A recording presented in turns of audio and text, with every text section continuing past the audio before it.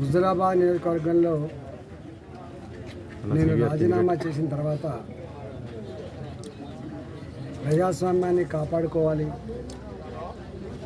ధర్మాన్ని న్యాయాన్ని నిలబెట్టుకోవాలి, కేసీఆర్ అహంకారాన్ని ముందబెట్టాలని, నియంతృత్వ పాలనకి చరమగీతం పాడాలని హుజురాబాద్ ప్రజలకి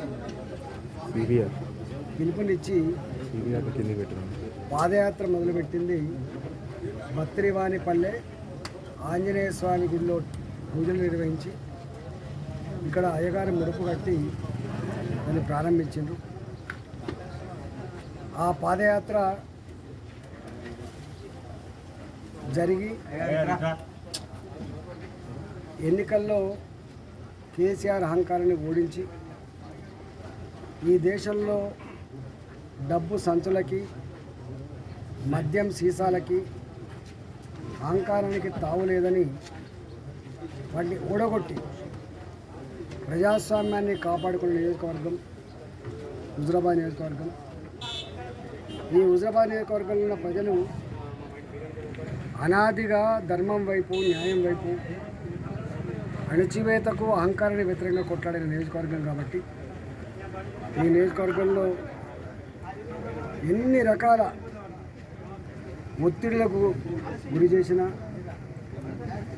అనేక రకాల భయభ్రాంతులకు గురి చేసిన, ఇంటింటికి చెరబట్టి వ్యక్తి వ్యక్తికి కౌన్సిలింగ్ చేసి డబ్బులు పంచినప్పటికీ కూడా కేసీఆర్ చెంప చెల్లుమనిపించి ఇవాళ న్యాయాన్ని, ధర్మాన్ని, వాళ్ళు నమ్ముకున్నటువంటి వాళ్ళ బిడ్డని నన్ను గెలిపించడం జరిగింది. ఆ గెలుపు తర్వాత ఈ మళ్ళీ బత్రివానిపల్లె ఆ ముడుపును విడిచి వాళ్ళు మళ్ళీ పూజలు నిర్వహించడం, ఎన్నికల కోడ్ వల్ల ఇంటింటికి వాడకట్టుకు తిరగలేకపోతా ఉన్నాం. డిసెంబర్ 10వ తారీఖు వరకు ఈ ఎన్నికల డేట్ అయిపోతుంది కాబట్టి డిసెంబర్ 10వ తారీఖు తర్వాత మళ్ళీ గ్రామాన తిరుగుతాం. ఏ ప్రజలైతే తెలంగాణ ప్రజలు మెచ్చే పద్ధతిలో తీర్పిచ్చిండ్రో